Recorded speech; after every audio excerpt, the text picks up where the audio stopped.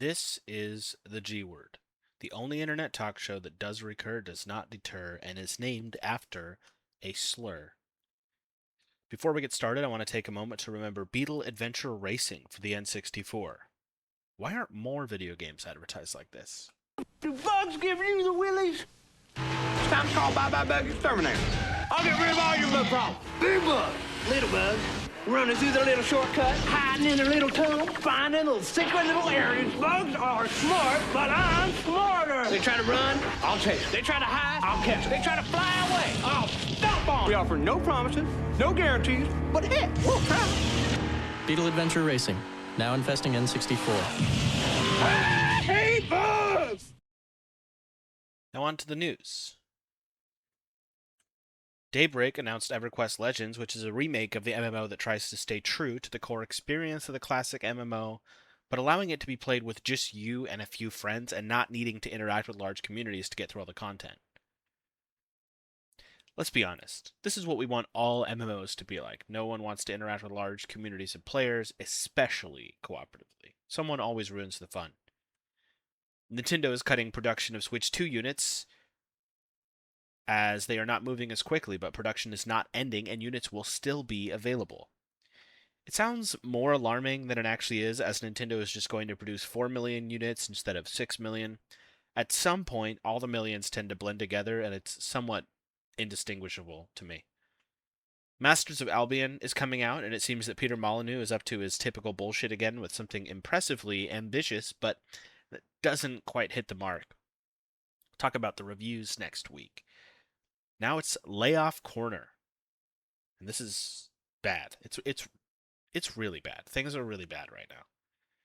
Developers of Mind's Eye build a Rocket Boy has laid off more employees this time, but now are claiming corporate sabotage as a reason for the game's failure. Hopefully one day I can play Mind's Eye and really understand what was so bad about the game, but layoffs always make me sad, and I wish the game had more of a runway, because No Man's Sky has shown us that something with deep negative reception can still turn around and make the game better. EA laid off an unknown number of employees because of Battlefield 6's 90% drop off in player numbers. Again, doesn't working for EA secure a job in the industry? Doesn't the game you worked on with relatively good reviews selling 7 million copies in the first 3 days mean something? Dark Outlaw Games, a studio headed by former Call of Duty lead Jason Blundell, was shut down by Sony before their game was even released. Around 50 people have been laid off.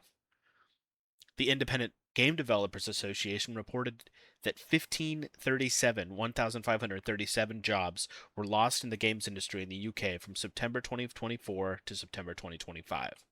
Spiders Interactive, creators of a great game, Greedfall, recently published their new title, Greedfall 2: The Dying World, on Steam to less than stellar reviews. Spiders is filing for insolvency because they are out of money, and they're blaming their owner Nacon for repeatedly pushing back the deadlines for the release of the new Greedfall game. Not pushing forward the deadlines, by the way. They're not pushing forward the deadlines and giving them more time. They're pushing back the deadlines and saying, can you put it, oh, we're going to give you less time, and then we're going to give even less time. They did that 3 times, according to reporting. This is the state of game development right now. Players want to play good games, and developers want to make good games. But publishers are making it so they just can't. Epic Games just announced the layoff of 1,000 employees, citing a downturn in Fortnite engagement. Epic made $6 billion in 2025. Among the 1,000 employees was their principal engineer, which multiple employees stated was instrumental to the success of the game.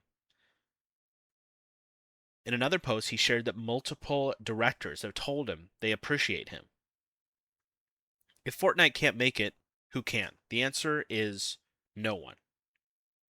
Something's got to change, and it's certainly not in the future of indie games. These Peak skins, if you've seen them, are over $20. Peak, the cute little scrappy indie game made in a few months by a small little team, they broke the rule. They're a brand now. Peak is in the same game as Chapel Roan, Sabrina Carpenter, Ariana Grande.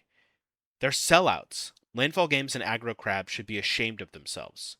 In October 2025, in an article with GamesRadar, Aggro Crab was asked about how Peak's success would affect their studio, and responded, "We're not going to continually have a graph go up." Really? Because it seems like that's what's happening. When indie games become brands, they're not indie. This is It's embarrassing. It's embarrassing and it's sad, and Aggro Crab should be ashamed of themselves. This has been the G Word. Subscribe to the Patreon at patreon.com/moppus for behind-the-scenes content, video game recommendations, and daily newsletters. Fuck InMotion hosting. And in the words of Hideki Kamiya, you deserve to die 1,000 deaths. May you be cursed to never play games again.